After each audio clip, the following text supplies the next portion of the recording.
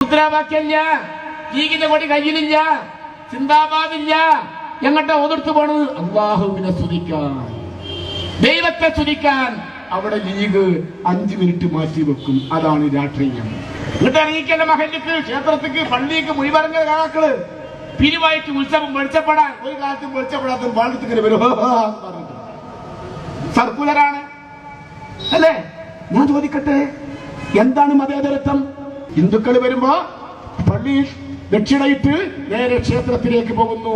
പള്ളി പിരിഞ്ഞാൽ എല്ലാ മുസ്ലിങ്ങളും കളിയാട്ടക്കാവ് മഹോത്സവം കാണാൻ ക്ഷേത്രത്തിലേക്ക് പോകുന്നു.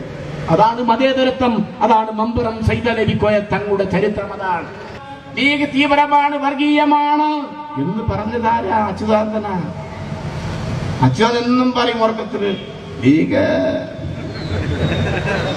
വർഗീയമാണ്, വർഗീയമാണ്, വർഗീയമാണ്, വർഗീയമാണ് എന്നും ഉറക്കത്തിൽ അതാ പറയാ.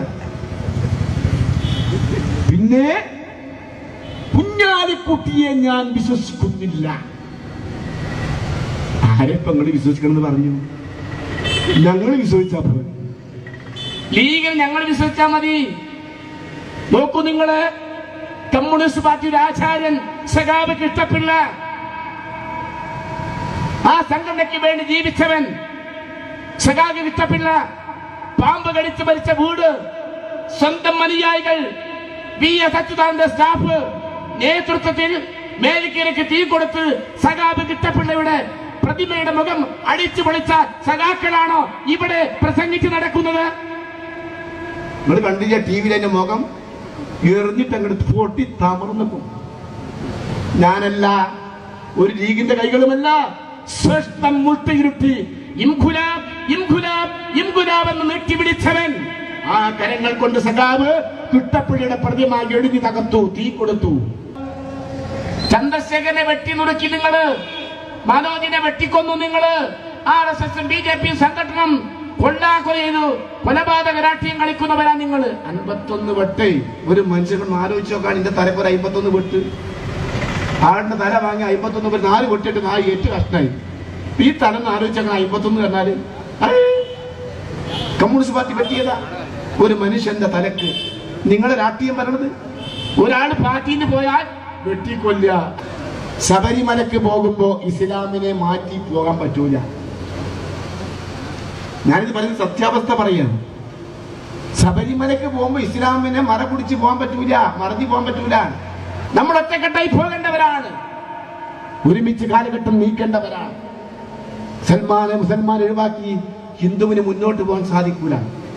അത് വിശ്വാസത്തിന്റെ ഭാഗമാണ്, വിശ്വാസത്തിന്റെ ഭാഗമാണ്. ഒരു സംശയം വേണ്ട, വിശ്വാസത്തിന്റെ ഭാഗമാണ്. പക്ഷേ എൻ്റെ അമ്മ പാടത്ത് പോയി നടുന്ന ഞാറ്, കൊയ്യുന്ന നെല്ല്, മെതിക്കുന്ന കാല് എൻ്റെ അമ്മയുടേതാണ്. എൻ്റെ അമ്മ 87 വയസ്സിലാണ് മരിച്ചത്. എൻ്റെ അച്ഛൻ മരിച്ച് 82 വയസ്സിലാണ്. അധ്വാനിച്ച് കഷ്ടപ്പെട്ടു. ഞാൻ നേരത്തെ കഞ്ഞി കുടിക്കുന്നത് എങ്ങനെയാ അറിയുന്നത്? സ്കൂളിൽ പോയിട്ട് അമ്മേന്റെ വീട്ടിൽ പോയി പാടത്തേക്ക് അവിടെ പോയി കഴിക്കുക, ചോറില്ല, കഷ്ടപ്പെട്ടു. പക്ഷേ ഒരു കല്യാണം ഉണ്ടായാൽ, പണിക്ക് പോയാൽ, പ്രിയപ്പെട്ടവരെ, ഞങ്ങളുടെ ആളുകള് ഒരു നേരത്തെ കഞ്ഞി കുടിക്കുന്നത് ഈ സമുദായത്തിന്റെ വീട്ടുന്ന. കോറോത്തിന്റെ ഭാര്യ, എസ്റ്റേറ്റ് മുക്കിന്റെ ഭാര്യ, ഇദ്ദേഹത്തിന്റെ ഭാര്യ, നിങ്ങളൊക്കെ ഭാര്യമാർ, ഞങ്ങളെ പെണ്ണുങ്ങളകത്ത് നിങ്ങളെ കൂടെ കൊണ്ടിരുത്തും.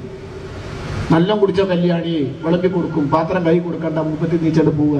അപ്പുറത്ത് സ്വന്തം വീട്ടിലെ വളർത്തി പട്ടിക്ക് ചോറ് കൊടുത്ത് ഇല കുത്തിയിട്ട് അതിന്റെ കഞ്ഞി തരിക. അത്ര നിഷിദ്ധമാണ് ഞങ്ങള്. പക്ഷെ എനിക്കൊരു ചരിത്രമുണ്ടായി. 1997 മുസ്ലിം ലീഗിന്റെ മലപ്പുറം ജില്ലാ സമ്മേളനം, ഗ്രീൻ കാർഡ് പരേഡ്. ഞാൻ പാണക്കാട്ട് പോയി.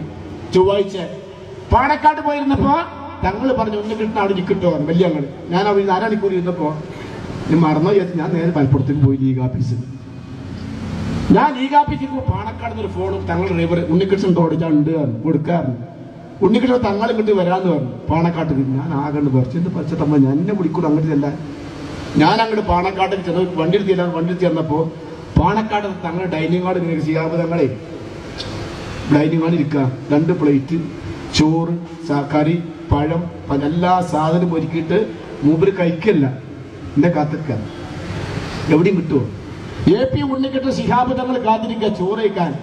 ഒരു കോരി എങ്ങോട്ടെ പോയി, ഞാൻ പരിപാടിക്ക് പോകാൻ കഴിക്കാൻ. ഒരു കോരി ചോറ്, കുറച്ച് കറി, ഒരു പഴം, കുറച്ച് ഉപ്പേരി വളരെ എനിക്ക് വേണ്ടത് കഴിച്ചോ. ഞാൻ ചോദിക്കട്ടെ, എന്റെ ചരിത്രത്തില് ജീവിതത്തിലെ ഏറ്റവും വലിയ ചോറായിരുന്നു ആ ചോറ്. അതുകൊണ്ടാണ് ഞങ്ങളൊക്കെ മുന്നോട്ട് പോകുന്നത്. തങ്ങൾ ഉണ്ണികൃഷ്ണനെ കാത്തിരിക്കുക ചോറ് കഴിക്കാൻ. വേറെ ആരെങ്കിലും ചോറ് തിന്നാൻ ഓമാണി തിന്നോട്ടെ, ഞാൻ കഴിക്കേണ്ടതോ തിന്നൂലേ. അതാണ് മനുഷ്യ സ്നേഹം, അതാണ് പാണക്കാട്ടെ കുടുംബത്തിന്റെ സ്നേഹം. അവിടെ ജാതിയോ മതമോ സമുദായമോ ഇല്ല. ആരെയും ആദരിക്കാൻ ബഹുമാനിക്കാൻ പാണക്കാട്ടെ കുടുംബം സന്നദ്ധമാണ്.